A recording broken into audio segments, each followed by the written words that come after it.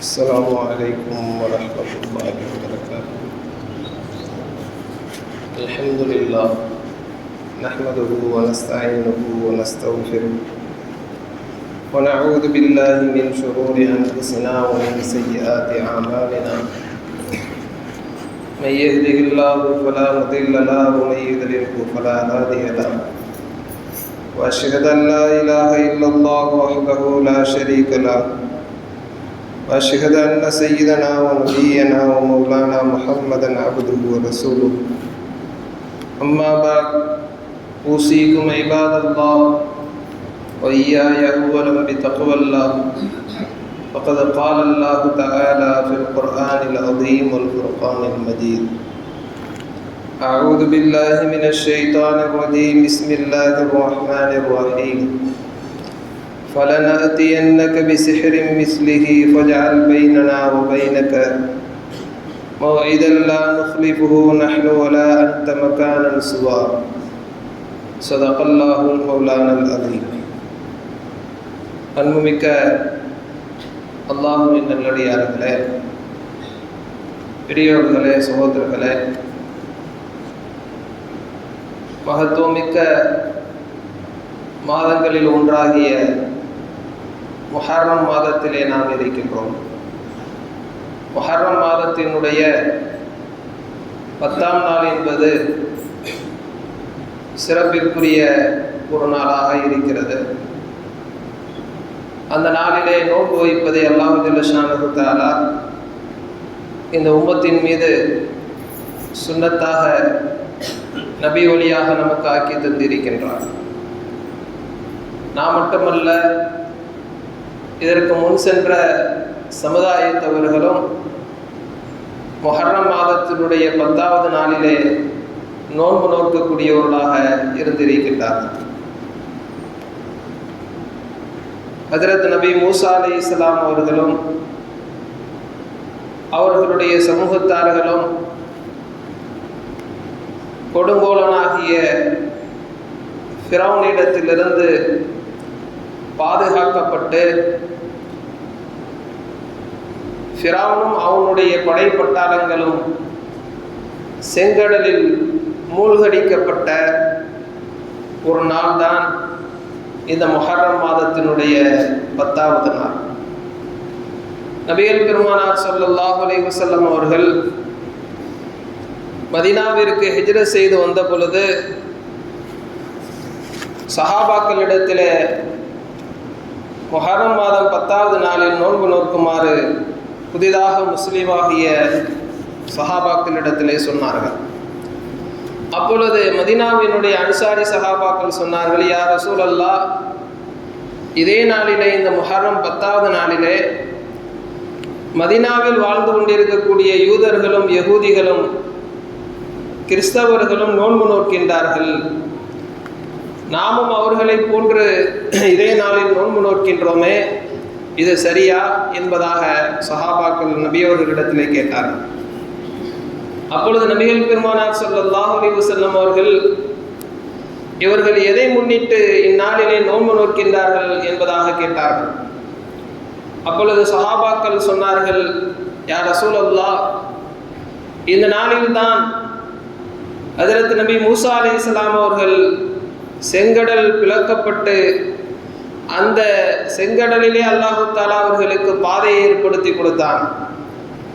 அந்த கடலின் ஊடே இருந்து அல்லாஹுவால் ஏற்படுத்தப்பட்ட அந்த பாதையில் நடந்து இவர்கள் கரையேறினார்கள். இவர்களை பின்தொடர்ந்து வந்த ஃபிரௌனும் அவனுடைய படைப்பட்டாளங்களும் அந்த கடலின் நடுவில் வந்த பொழுது அவர்களை அல்லாஹ் ஜல்ல ஷானஹு தஆலா மூழ்கடித்தான். அவ்வாறு மூழ்கடித்து ஃபிரௌனிடத்திலிருந்து மூசா அலைஹிஸ்ஸலாம் அவர்களையும் அவருடைய சமூகத்தார்களையும் அல்லாஹு தஆலா காப்பாற்றிய பாதுகாத்த இந்த நாளில் அல்லாஹ்விற்கு நன்றி செலுத்தும் விதமாக அவர்கள் நோன்பு நோக்கின்றார்கள் என்பதாக சஹாபாக்கள் சொன்ன பொழுது நபி அவர்கள் சொன்னார்கள்: அப்படி என்றால் நபி மூசா அலைஹிஸ்ஸலாம் அவர்களின் விஷயத்தில் அதிகம் நன்றி உடையவர்கள் நாம் தான். ஏனென்றால் அவர்கள் கொண்டு வந்த உண்மையான ஷரியத்தை, உண்மையான தீனை, அவர்கள் இந்த ஏகத்துவத்தை அந்த மக்களுக்கு மத்தியில் பரப்புவதற்காக வேண்டி ஃபிரௌனினுடைய அந்த கொடுங்கோல் ஆட்சியில் அவர்கள் எத்தனை துன்பங்களை பட்டார்கள். அப்படிப்பட்ட அந்த ஏகத்துவத்தை உண்மையாக கடைபிடிக்கின்ற நாம் தான் இந்நாளில் நோன்பு நோற்று அல்லாஹ்வுக்கு நன்றி செலுத்துவதற்கு மிகவும் தகுதி உடையவர்கள் என்பதாக நபிகள் பெருமானார் ஸல்லல்லாஹு அலைஹி வஸல்லம் அவர்கள் சொல்லிவிட்டு, பிறகு நபி அவர்கள் சஹாபாக்களிடத்திலே சொன்னார்கள், அந்த யூதர்கள் நசாராக்களுக்கு மாற்றம் செய்யும் விதமாக அவர்கள் 10ஆம் நாளில் மற்றும் நோன்பு நோற்றால் நாம் அதற்கு முன்பாகவோ அல்லது பின்பாகவோ ஒரு நாளை சேர்த்து கொள்வோம்.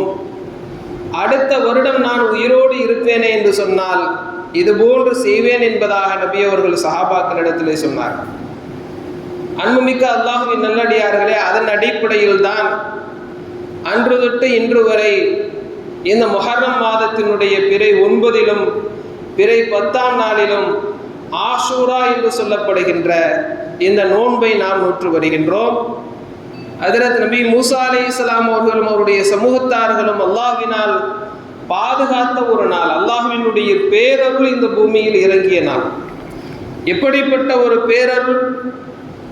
கடலை அல்லாஹு ஜல்லஷானஹு தஆலா இரண்டாக பிளந்து அதன் வழியே அல்லாஹு தஆலா அவர்களுக்கு பாதையை ஏற்படுத்தி கொடுத்தார். எப்படிப்பட்ட ஒரு பேரருள் இறங்கிய ஒரு நாள்! அந்த நாளிலே நோன்பு நோக்கக்கூடியவர்களாக நாம் இருக்க வேண்டும் என்பது நபிகள் பெருமானார் ஸல்லல்லாஹு அலைஹி வஸல்லம் அவர்களுடைய அந்த சுன்னத்தான வழிகாட்டுதலாக இருக்கிறது. அன்புமிக்க அல்லாஹ்வின் நல்லடியார்களே, அதன் அடிப்படையிலே வருகின்ற பிறை பார்த்ததினுடைய அடிப்படையில் முஹர்ரம் மாதத்தினுடைய இந்த முதலாம் பிறை நமக்கு தென்படவில்லை. அதனால் துல்ஹஜ் மாதத்தை 30ஆக பூர்த்தி செய்துவிட்டு இந்த மாதத்தை நாம் பிறை ஆரம்பித்த அந்த அடிப்படையில் வருகின்ற 16, 17 நோன்பு நோக்கக்கூடிய இந்த முஹர்ரம் மாதத்தினுடைய ஆஷுரா நோன்பு நோக்கக்கூடிய நாள். அதாவது பிறை 16 9வது பிறையும் பிறை 17 என்பது 10வது பிறையுமாகும். வாய்ப்புள்ளவர்கள் அந்த 9, 10 என்ற பிறை 16, 17 செவ்வாய் புதன் 2 நாட்கள் நோன்பு நோக்கலாம். அல்லது இன்னொரு ஹதீஸினுடைய அடிப்படையில் வாய்ப்பு அன்றைய நாளில் கிடைக்காதவர்கள் பிறை 10, 11 என்ற அடிப்படையில் புதன், வியாழன் என்ற அந்த 2 நாட்களிலே இந்த ஆஷுராவுடைய நோன்பை நாம் நோற்றுக்கொள்ள வேண்டும். அன்புமிக்க அல்லாஹ்வின் நல்லடியார்களே, இந்த முஹர்ரம் மாதத்திலே இவ்வாறான ஒரு நோன்பு நோக்கக்கூடிய நாளாக நமக்கு வழிகாட்டப்பட்டு இருக்கின்ற அதே நேரத்தில் இந்த நாளில் மார்க்கத்திற்கு முரணான பல்வேறு விஷயங்களை நம் சமுதாயத்தவர்கள் கடைபிடிக்கின்ற ஒரு நாளாகவும் அந்த முஹர்ரம் 10ஆம் நாள் இருந்து கொண்டிருக்கிறது. அன்புமிக்கவர்களே, ஷைத்தான் என்பவன்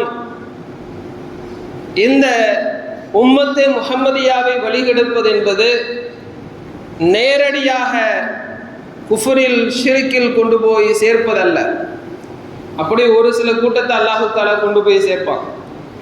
இந்த மார்க்கத்தை விட்டுவிட்டு இந்த உலக ஆசாபாசங்களுக்காக வேண்டி அல்லது ஒரு காதல் என்ற அடிப்படையிலே ஒரு கல்யாணத்தை முடிப்பதற்காக வேண்டி என்று என்ன செய்கின்றார்கள்? மார்க்கத்தை துறந்து விட்டு போகின்றவர்கள், குஃப்ரின் பக்கம் ஷிர்கின் பக்கம் சேர்கின்றவர்கள் மிக குறைவாக.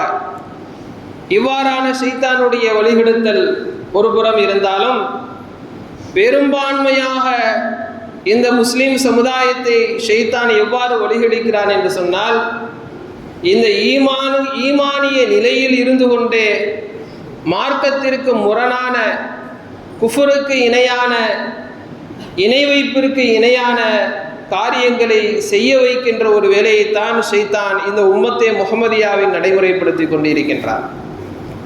அன்புமிக்க அல்லாஹ்வின் நல்லடியார்களே, நாம் எப்படிப்பட்ட ஒரு ஈமான் உடையவர்களாக இருந்தாலும் ஷைத்தான் ஏதாவது மார்க்கத்திற்கு முரணான ஒரு காரியத்தை நம்முடைய கண்களுக்கு அழகாக காட்டி அதை சரியென நம்மை நம்ப வைத்து அந்த காரியத்தை நம்மை செய்ய வைத்து குஃப்ரிலே ஷிர்கிலே நம்மை இழுத்து சென்று விடுவார். நபிகள் பெருமானார் ஸல்லல்லாஹு அலைஹி வஸல்லம் அவர்கள் சொல்லுகின்ற இந்த செய்தியை நாம் சிந்தித்து பார்க்க வேண்டும். நபி அவர்கள் சொன்னார்கள், குஃப்ரு என்பது, இணை வைப்பது என்பது எப்படிப்பட்டதாக இருக்கிறது என்று சொன்னால், எறும்பின் கால்களை விட நுண்ணியதாக இருக்கிறது. எறும்பின் கால் எப்படி நம்ம கண்ணுக்கு தெரியாதோ அதை விட மிக நுட்பமானதாக இருக்கும். ஷைத்தான் அந்த கண்ணுக்கு தெரியாத குஃப்ரில் ஷிர்கில் கூட சிலரை கொண்டு போய் என்ன செய்வான், சேர்த்து விடுவான். அதாவது தெளிவாக உங்களுக்கு விளங்க முடியாது, பிரித்தறிய முடியாது. இது மார்க்கமா மார்க்கம் இல்லையா, இது குஃப்ரா குஃப்ரு இல்லையா என்பதை தெளிவாக எப்படி எறும்பின் கால்களை அறிய முடியாது, அதுபோன்று நீங்கள் அறிய முடியாது. அப்படிப்பட்ட நிலையில் ஷைத்தான் உங்களை அதன் பக்கம் சேர்த்து விடுவான். பிறகு நபி அவர்கள் சொன்னார்கள், நீங்கள் பிறருக்கு காட்டுவதற்காக வேண்டி ஒரு இபாதத்தை, ஒரு வணக்கத்தை செய்வீர்கள் என்று சொன்னால் அது கூட இந்த மறைமுகமான குஃப்ரில் சேர்ந்தது தான் என்று நபி ஸல்லல்லாஹு அலைஹி வஸல்லம் அவர்கள், இணை வைப்பில் சேர்ந்தது என்று நபி ஸல்லல்லாஹு அலைஹி வஸல்லம் அவர்கள் நமக்கு சொல்லி காட்டுகின்றார். அப்படிப்பட்ட அடிப்படையில் ஷைத்தான் என்ன செய்கின்றான் என்று சொன்னால், இந்த சமுதாயத்தை வழிகெடுத்து கொண்டிருக்கின்றான். அன்புமிக்கவர்களே, அதுபோன்றுதான் இந்த ஆஷூராவுடைய நாளிலே, முஹர்ரம் மாதம் இந்த 10வது நாளிலே ஒரு துக்க சம்பவம் ஒன்று நடைபெற்றது. இஸ்லாமிய வரலாற்றில் இன்றைய நாளில் நபிகள் பெருமானார் ஸல்லல்லாஹு அலைஹி வஸல்லம் அவர்கள் பேரர் கர்பலா என்று சொல்லப்படுகின்ற அந்த இடத்திலே வைத்து ஷஹீதாக்கப்பட்டார்.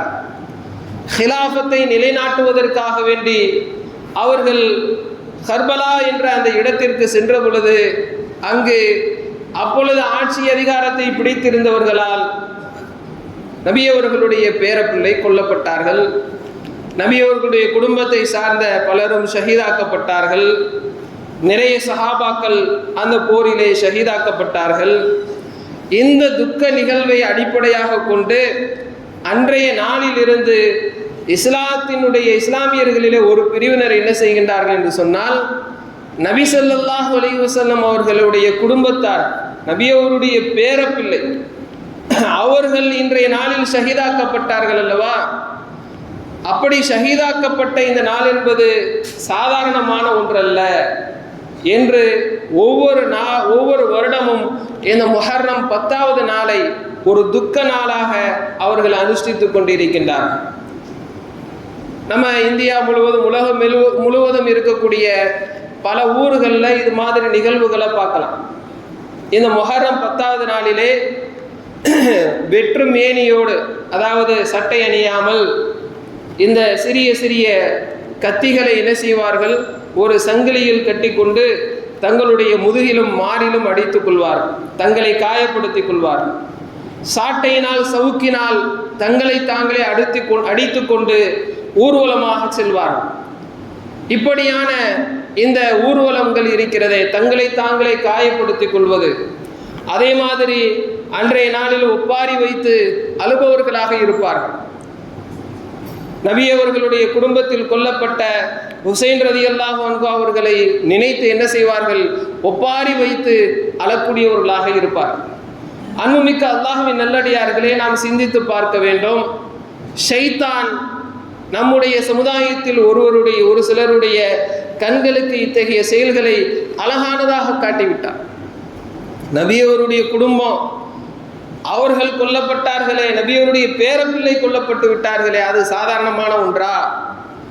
அதை நாம் மறந்து விடலாமா? அவர்களுக்கு போரிலே காயம்பட்டதை போன்று நாமும் நம்மை காயப்படுத்திக் கொள்வதிலே என்ன தவறு?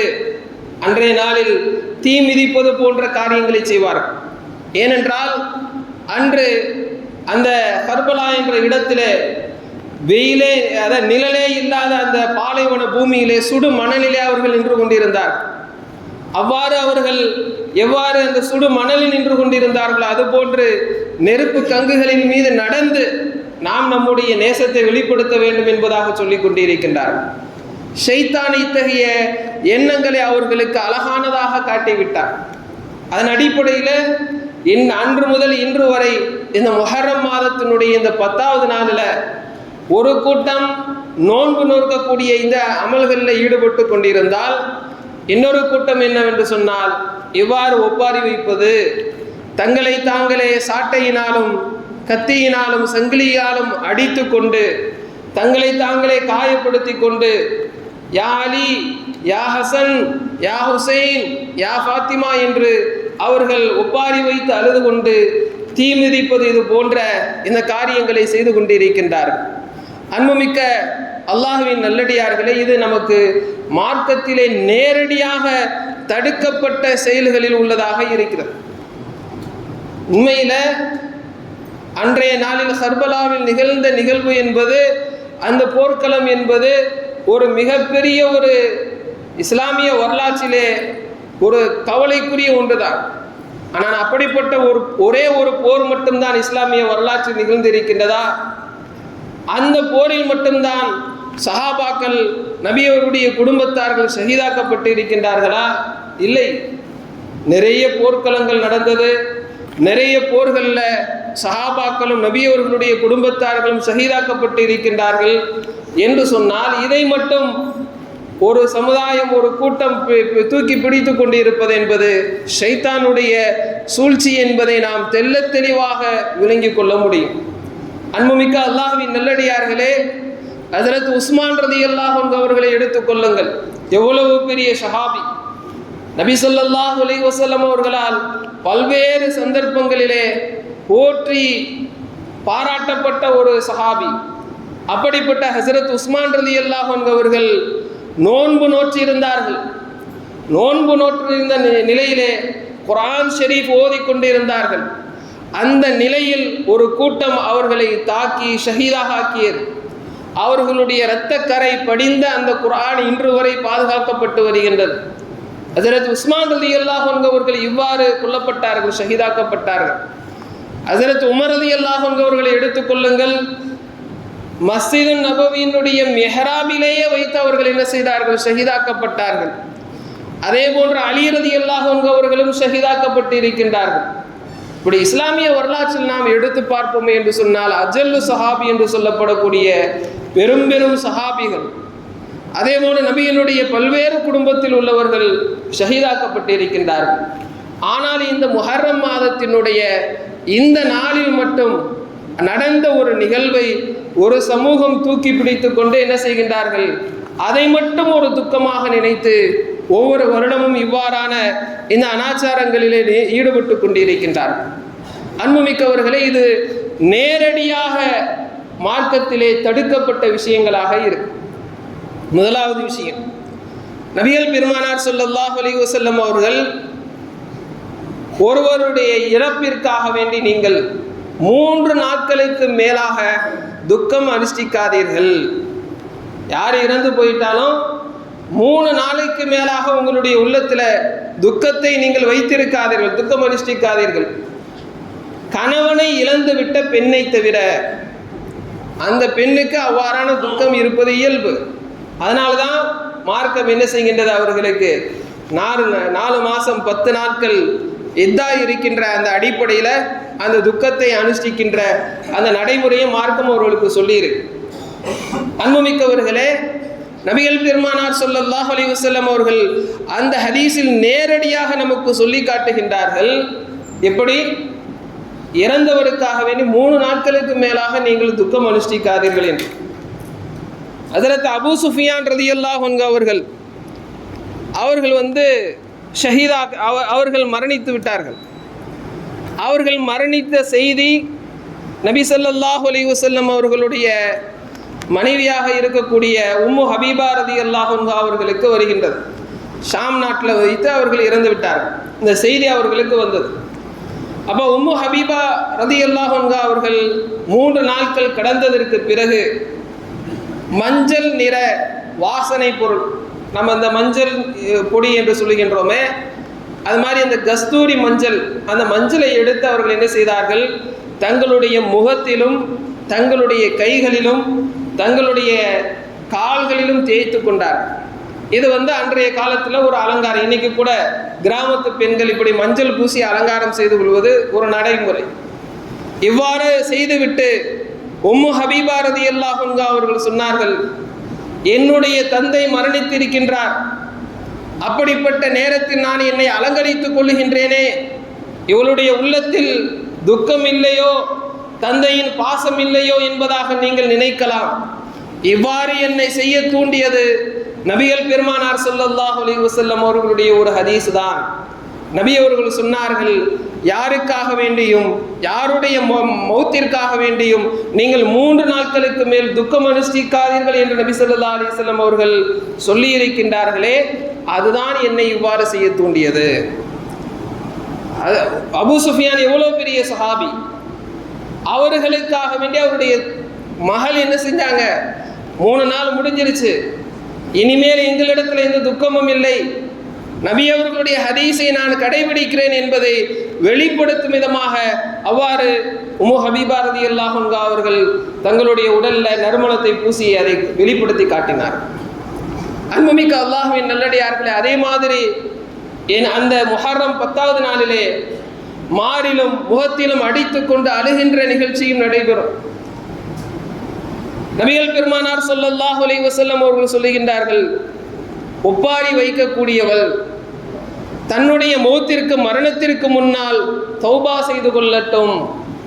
அவ்வாறு அந்த பெண்மணி தௌபா செய்து கொள்ளாவிட்டால் மறுமையினாலிலே அல்லாஹு ஜல்லஷானுஹு தஆலா தார் பூசப்பட்ட ஆடை, அதாவது உடல் முழுவதும் தாரை பூசிக்கொண்டால் எப்படி இருக்குமோ அது மாதிரி ஒரு ஆடையை அவருக்கு அணிவித்து அதன் மூலமாக அந்த பெண்ணை அல்லாஹு ஜல்லஷானுஹு தஆலா வேதனை செய்வான் என்பதாக நபிகள் பெருமானார் ஸல்லல்லாஹு அலைஹி வஸல்லம் சொல்லுகின்றார். நேரடியாக மார்க்கத்திலே தடுக்கப்பட்டு இருக்கிறது. இன்னொரு ஹதீஸ்ல நபிகள் பெருமானார் ஸல்லல்லாஹு அலைஹி வஸல்லம் சொல்லுகின்றார்கள், ஒப்பாரி வைப்பது என்பது குஃப்ரு என்பதாக நபி அவர்கள் நமக்கு அடையாளப்படுத்தி காட்டுகின்றார்கள். ஹஜ்ரத் அபூ ஹுரைரா ரலியல்லாஹு அன்ஹு அவர்கள் சொல்லுகின்றார்கள், நபிகள் பெருமானார் ஸல்லல்லாஹு அலைஹி வஸல்லம் அவர்கள் சொன்னார்கள், இஸ்னானி ஃபின்னாசி ஹுமா பிஹிம் குஃப்ருன், ஒரு குஃப்ரான ஒரு விஷயம் அது மக்களுக்கு மத்தியிலே மிக சர்வசாதாரணமாக பரவிவிட்டது.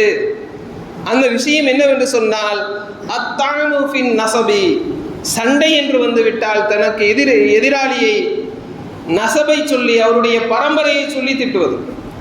உனக்கும் அவருக்கு சண்டைனா 2 பேருக்குள்ளே பேசிக்கொள்வது, சண்டையிட்டுக் கொள்வது நியாயமானது. ஆனால் உம்மா வாப்பா என்று பரம்பரையை இழுத்து பேசுவது, அந்த அவருக்கும் அந்த சண்டைக்கும் தொடர்பே அற்றவர்களை இழுத்து பேசுவது, இது பொதுவாக மனிதர்களிடத்திலே இருக்கின்ற இந்த செயல். நபி அவர்கள் சொன்னார்கள், இது குஃபார்களுடைய செயல்மா, இது மூமின்களிடத்தில் பரவிவிட்டது என்பதாக அடையாளப்படுத்தி காட்டினார். இன்னொன்றை சொன்னார்கள், ஒன்னியாஹத்து அலல் மையித்தி, அவ்வாறு பரவிவிட்ட குஃபார்களுடைய செயல்களிலே ஒன்று என்னவென்று சொன்னால், இறந்தவருக்காக வேண்டி ஒப்பாரி வைத்து அழக்கூடிய செயல் என்று நபிகள் பெருமானார் ஸல்லல்லாஹு அலைஹி வஸல்லம் அவர்கள் சொல்லி காட்டினார். அதே மாதிரி நபி அவர்கள் இவ்வாறு ஒப்பாரி வைத்து அழுவதை பார்த்து கடுமையாக கோபம் கொண்டிருக்கின்றார். மூத்தா என்று சொல்லப்படுகின்ற ஒரு போர், அந்த போர்க்களத்தில் பெரும் சஹாபாக்கள் ஷஹீதாக்கப்பட்டார். ஸைத் இப்னு ஹாரிஸா ரலியல்லாஹு அன்ஹு, ஜாபர் இப்னு அபீ தாலிப் ரலியல்லாஹு அன்ஹு, அப்துல்லாஹ் இப்னு ரவாஹா ரலியல்லாஹு அன்ஹு, இவர்கள் இது போன்ற சஹாபாக்கள் ஷஹீதாக்கப்பட்டார். இந்த செய்தியை கேள்விப்பட்டு சஹாபி பெண்மணிகள் எல்லாம் ஒப்பாரி வைத்து சப்தமிட்டு அழுது கொண்டிருந்தார்கள் ஒரு இடத்தில். அன்னை ஆயிஷா ரலியல்லாஹு அன்ஹா அவர்கள் சொல்லுகின்றார்கள், இந்த செய்தியை கேள்விப்பட்டு நபி ஸல்லல்லாஹு அலைஹி வஸல்லம் அவர்கள் வீட்டில் மிகவும் கவலை தோய்ந்த முகத்தோடு அமர்ந்திருந்தார்கள். நான் கதவின் இடுக்கின் வழியாக நபி அவர்களை பார்த்து கொண்டிருந்தேன். அப்பொழுது ஒரு நபர் நபி ஸல்லல்லாஹு அலைஹி ஒரு சஹாபி நபி அவர்களிடத்தில் வந்து சொன்னார், யா ரசூலல்லாஹ், இந்த செய்தியை கேள்விப்பட்டு சஹாபி பெண்மணிகள் எல்லாம் அங்கே ஒரு வீட்டில் ஒப்பாரி வைத்து கூச்சலிட்டு அழுது கொண்டு இருக்கின்றார்கள் என்பதா நபி அவர்கள் அந்த சஹாபி இடத்துல சொல்லிவிட்டாங்க, அமைதியாக இருங்கள், பொறுமையாக இருங்கள், அவ்வாறு அழ வேண்டாம் என்று அவர்களுக்கு நான் சொன்னேன் என்று சொல்லுங்கள். அந்த சஹாபி போய் சொன்னார். அவர்கள் கேட்பதாக இல்லை. அவர் மீண்டும் நபி அவர்களிடத்தில் வந்து சொன்னார். 3 முறை இவ்வாறு நபி அவர்கள் சொல்லி அனுப்பினார். அவர்கள் கேட்பதாக இல்லை. அந்த சஹாபி 3வது முறை நபி அவர்களிடத்திலே வந்து சொன்ன பொழுது, யா ரசூலல்லாஹ், நான் எவ்வளவு சொல்லியும் அவர்கள் கேட்பவர்களாக இல்லை. நிறைய மையத்து வீட்டை நம்ம பார்க்கலாம், என்ன சொன்னாலும் அந்த நேரத்தில் பெண்கள் நம்முடைய கட்டுப்பாட்டுக்கு வரமாட்டாங்க. ஒப்பாரி விட்ட அழுவதை அவர்கள் என்ன செய்வார்கள் என்று சொன்னால், அதை ஒரு பெரிய துக்கத்தை வெளிப்படுத்துகின்ற ஒன்றாக செய்வார்கள். அழுவதில் மார்க்கத்தில் தடை இல்லை.